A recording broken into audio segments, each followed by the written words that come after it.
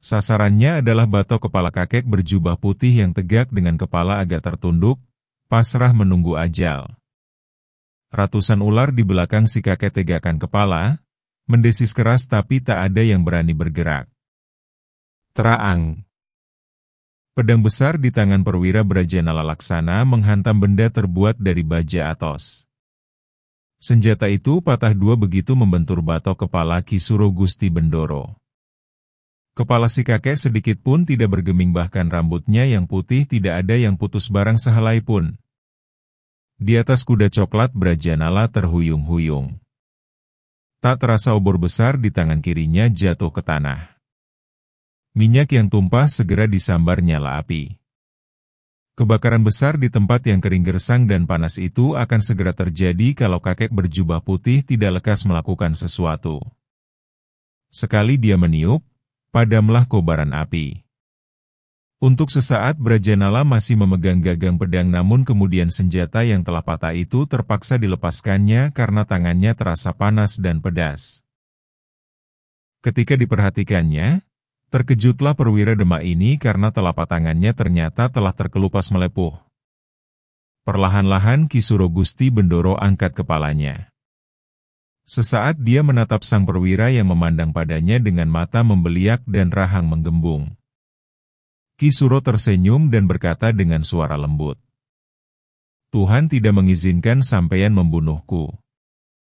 Ajalku tidak berada di tangan sampeyan. Ini satu bukti bahwa ajal manusia tidak berada di tangan manusia lainnya kecuali dengan kehendaknya.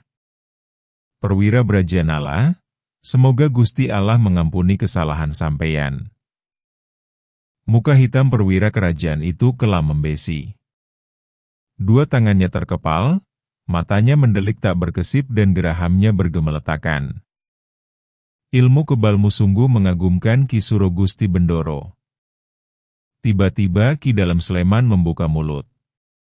"Aku mau lihat, apakah kesaktianmu bisa menahan tombak Kiai Sepuh Pleret milikku ini." Begitu selesai berucap Ki Dalem, Sleman langsung tusukkan tombak besi yang ujungnya ada bendera kecil kuning berbentuk segitiga ke leher Ki Suro Gusti Bendoro. Des! Tombak besi tembus sampai ke tengkuk si kakek. Darah menyembur lalu membasahi leher, dada dan jubah putih yang dikenakannya. Ratusan ular mendesis keras dan tegakkan kepala. Namun seperti tadi tak ada bergerak. Ki Dalem Sleman tertawa bergelak.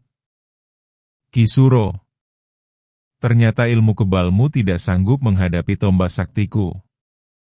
Ha. Kau harus berterima kasih padaku karena telah menolongmu menemui kematian lebih cepat." Sepasang mata Ki Suro Gusti Bendoro menatap tak berkesip ke arah kakek berjubah kuning. Tidak ada bayangan rasa sakit di wajah orang tua ini. Hal ini mungkin tidak terperhatikan oleh Ki Dalem Sleman.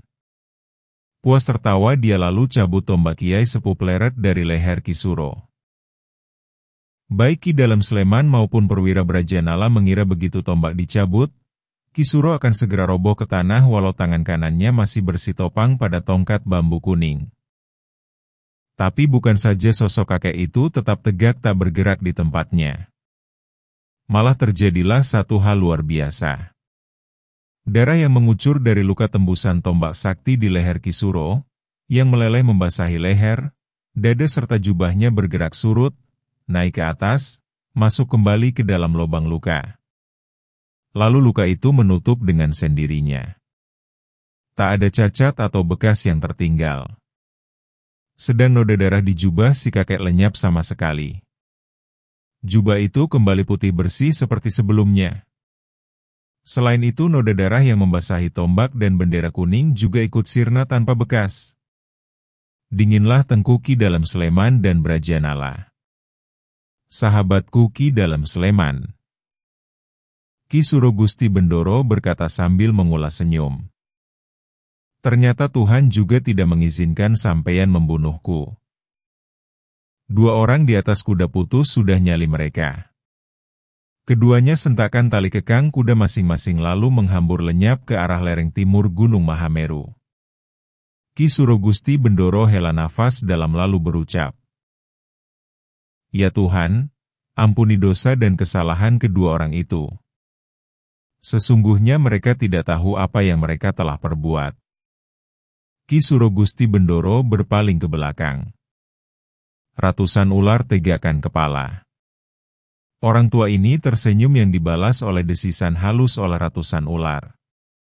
Begitu Ki Suro memutar tubuh dan melanjutkan perjalanan menuju puncak gunung, binatang-binatang itu segera pula mengikuti. Sosok-sosok mereka yang menjalar di tanah menimbulkan suara bergemuruh. Semakin tinggi ke atas semakin terik sinar sang surya seolah membakar puncak Mahameru. Ki Suro terus melangkah. Ular-ular terus pula mengikutinya. Di satu tempat di mana terdapat dua batu besar membentuk celah, kakek ini hentikan langkahnya. Ratusan ular ikut berhenti. Kembali binatang ini tegakkan kepala. Telinga si kakek menangkap satu suara. Telapak kakinya terasa bergetar. Ada langkah-langkah berat di balik dua batu besar di depannya. Tiba-tiba menggelegar satu auman dahsyat. Tanah dan batu-batu besar di tempat itu bergetar. Sesaat kemudian muncullah kepala seekor harimau besar. Matanya yang hijau menyorot tajam membersihkan hawa pembunuhan. Mulutnya menguak lebar memperlihatkan barisan gigi-gigi besar dan taring-taring runcing serta lidah merah haus darah. Sepasang kaki depan bergeser merendah. Kepala perlahan-lahan dirundukkan. Pertanda Raja Rimba Belantara penguasa puncak Mahameru ini siap menerkam. Di sebelah belakang ratusan ular mendesis keras. Sebaliknya kakek yang hendak dijadikan mangsa harimau gunung itu tetap berdiri tenang. Malah di wajahnya menyeruak senyum. Tongkat bambunya dimelintangkan di dada. Lalu orang tua ini membungkuk sedikit. Dari mulutnya keluar ucapan, "Kita sesama makhluk hidup ciptaan Tuhan. Tidak sepantasnya memiliki hati dan rasa ingin menguasai. Apalagi berniat jahat hendak menumpahkan darah melakukan pembunuhan. Aku berjalan di jalanku, tidak mengusik tidak mengganggu. Engkau berjalan di jalanmu tidak mengusik tidak mengganggu. Persahabatan adalah sesuatu yang agung. Tetapi terkadang makhluk melupakannya karena dorongan yang datang dari dalam diri sendiri serta tekanan yang datang dari luar. Aku ingin bersahabat, tetapi jika nasib menakdirkan bahwa kematianku ada di tanganmu, aku akan merelakan selembar nyawaku. 50 tahun aku menunggu kematian yang tak kunjung datang. Agaknya saat ini kau muncul tepat pada waktunya. Dengan kehendak yang maha kuasa apa yang akan terjadi, terjadilah."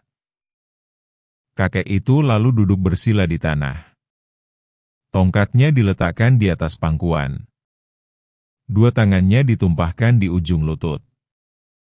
"Harimau Raja Rimba Belantara. Jika kau datang membawa takdir bagi akhir nasibku, aku ikhlas menerima karena aku memang sudah menunggu. Lakukanlah apa yang hendak kau lakukan." Dengan senyum masih membayang di wajah orang tua itu menatap pada harimau gunung di depannya.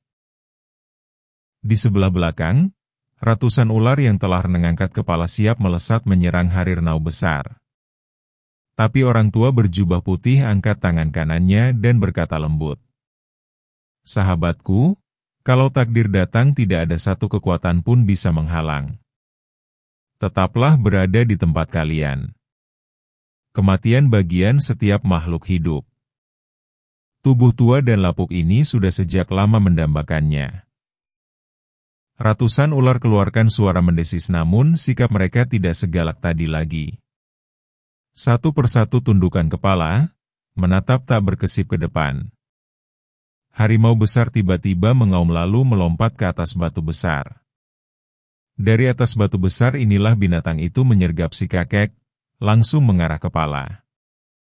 Namun masih 2 jengkal sebelum mencapai sasarannya, dari tubuh orang itu keluar satu hawa mengandung kekuatan dahsyat. Harimau besar terpental ke udara. Meraung keras. jatuh terbanting dan terguling-guling. Si orang tua kelihatan terkejut melihat apa yang terjadi. Wajahnya kemudian berubah seperti menyesali diri. Harimau besar pembawa takdir. Aku tidak bermaksud mencelakai dirimu. Aku lupa kalau dalam diriku masih tersimpan sisa-sisa kekuatan tak berguna di masa muda. Lakukanlah kembali. Serang diriku. Terkam. Aku menginginkan kematian sebagaimana kau menginginkan tubuhku. Harimau gunung bangkit berdiri. Sepasang matanya berkilat-kilat. Didahului gerengan keras binatang ini kembali menyerang mangsanya. Kali ini mulutnya langsung menerkam kepala si kakek. Kraak-kraak. Kraak. Harimau besar itu seperti menggigit batu besar. Hunjaman giginya yang besar-besar serta taringnya yang runcing-runcing jangankan melukai, menggores kepala orang tua itu pun tidak sanggup. Dua kaki depannya menyambar ke depan. Bret-bret. Jubah putih Ki Suro Gusti Bendoro robek besar di dua tempat di bagian dada. Namun kulit tubuhnya tidak tergores barang sedikit pun. Harimau gunung bermata hijau itu mengaum keras. Kibaskan ekornya lalu melompat lagi ke batu besar. Sebelah kiri. Dari sini binatang ini melompat lagi ke batu lain di sebelah sana lalu menghambur pergi melenyapkan diri. Untuk beberapa lamanya Ki Suro Gusti Bendoro masih duduk bersila di tanah. Perlahan-lahan dia bangkit berdiri, berpaling ke belakang menatap ratusan ular yang masih ada di tempat itu. Sambil melintangkan tongkat bambu kuningnya di depan dada orang tua ini berkata, "Para sahabatku, kiranya cukup sampai di sini kalian mengantarku. Bagaimanapun setiap perjalanan ada akhirnya. Kehidupan di dunia ini ada batasnya. 150 tahun aku menjalani kehidupan. 50 tahun aku menunggu. Akhirnya saat penantian tiba juga. Aku telah mendapat firasat melalui mimpi 3 kali berturut-turut. Aku akan segera meninggalkan dunia fana ini. Walau aku manusia dan kalian binatang, tapi karena kita sama-sama makhluk ciptaan Tuhan yang Maha Kuasa Maha Pengasih, aku yakin satu saat di alam baka kita akan berjumpa lagi dalam wujud yang tidak kita ketahui. Selamat tinggal sahabat-sahabatku." Ratusan ular memenuhi jalan setapak itu keluarkan suara mendesis halus seolah sedih dan serentak rundukan kepala. Melata sama rata dengan tanah seolah memberi penghormatan terakhir. Mata mereka yang biasanya tajam tak berkesip kini tampak redup lalu teteskan air mata. Kakek berjubah putih tundukkan kepala dan bungkukan badannya 2 kali berturut-turut lalu dengan menindih rasa berat di dalam hatinya dia memutar tubuh. Sekali berkelebat dia telah berada beberapa tombak di atas sana. Ratusan ular baru bergerak pergi setelah si orang tua tak kelihatan lagi. Tanpa menghiraukan teriknya sengatan sinar, matahari yang seolah mau melelehkan batok kepalanya Ki Suro Gusti Bendoro melangkah cepat menuju puncak Mahameru. Sesekali tongkat bambu kuningnya dipukulkan ke batu-batu yang dilewatinya hingga mengeluarkan suara bergetar keras. Di satu tempat orang tua yang memiliki kesaktian tinggi ini dan melakukan perjalanan dalam mencari akhir kehidupannya hentikan langkah. Memandang berkeliling matanya membentur sebuah batu besar yang salah satu sisinya ada sebuah lubang sebesar kepalan tangan. Dada si kakek berdebar. "Batu permata?" katanya dalam hati. Tepat seperti yang aku lihat dalam mimpi. Dia menatap ke langit lalu membungkuk.